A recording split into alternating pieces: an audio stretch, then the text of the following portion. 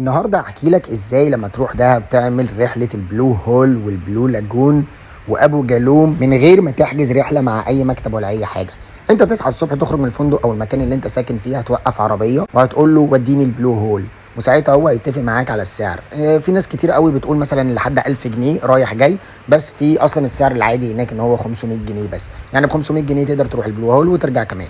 بس هناك كمان وانت ماشي هتلاقي ان في كارته، ودي تبع الحكومه، هتدفع عليها 150 جنيه للفرد، فاحنا كنا اتنين دفعنا 300 جنيه على ال 500 جنيه بقوا 800 جنيه. واحنا هناك اي كافيه من دول واي مكتب من دول بيأجر معدات غطس وبيعمل الرحله، هتتفق معاه هيقول لك ان الفرد تقريبا ب 650 جنيه، يعني احنا الفردين كنا ب 1300 جنيه. اقعد اتصور واشرب شاي، اعمل اللي انت عايزه، بعد كده اجر اللايف جاكيت عشان تنزل تتفرج على اجمل الوان للسمك واجمل شعب مرجانيه في العالم. بينزل معاك كابتن وهو اللي بيبقى مسؤول عنك، ممكن تبقى لابس اللايف جاكيت لو انت ما بتعرفش تعوم، ولو بتعرف تعوم البس اللايف جاكيت برضه علشان ترتاح وتعرف تتفرج براحتك. وبعدين هو بينزل معاك ومعاه طوق، الطوق ده علشان انت تمسك فيه وتقدر تتفرج من غير ما تشغل دماغك انت هتعوم ازاي. انزل تحت اتفرج على كل الشعب المرجانيه وخلص اللفه بتاعتك في البلو هول، وبعدين اطلع خد نفسك، نشف، اشرب حاجه. بعدين هيبدا الجزء الثاني من الرحله، وهي الرحله الى ابو جالوم.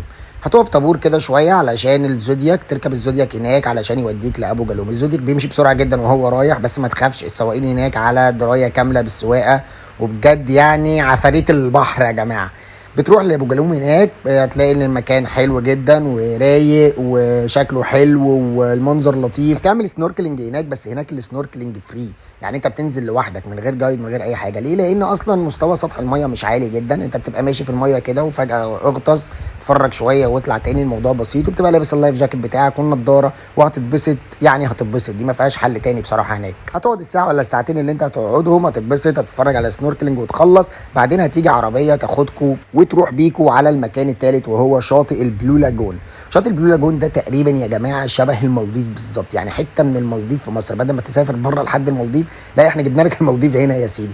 وهو شط طويل جدا ورملي جدا جدا جدا، رملته كمان بيضه وميته صافيه جدا جدا جدا، وانت ممكن تمشي فيه مثلا كتير قوي والميه ما توصلش لحد ركبتك، فانت امان جدا للاطفال، امان جدا لكل ما بيعرفوش يعوموا. انا برضو لبست اللايف جاكيت علشان انا بخاف جدا يعني وما بعرفش اعوم، بس هناك هتتبسط جدا جدا. طبعا هناك برضو في مشاريب وفي اكل، فانت ممكن تقعد تشرب حاجه، تاكل حاجه وانت بتلعب كده كده في الميه.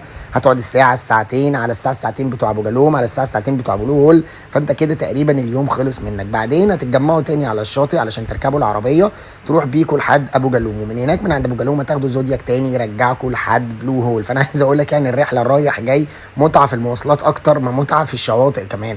هتوصل البلو هول هناك، هتسلم الحاجات اللي انت كنت مأجرها دي، وبعدين هتستنى العربيه علشان تيجي ترجعك للفندق تاني. وبكده يبقى انت عملت احلى رحله تقريبا في دهب، وهي فعلا احلى رحله في دهب، ما تقدرش تفوتها ولا ينفع تفوتها اصلا. استنونا علشان فيديوهات تانية واقول لكم على رحلات دهب كلها اللي احنا رحناها.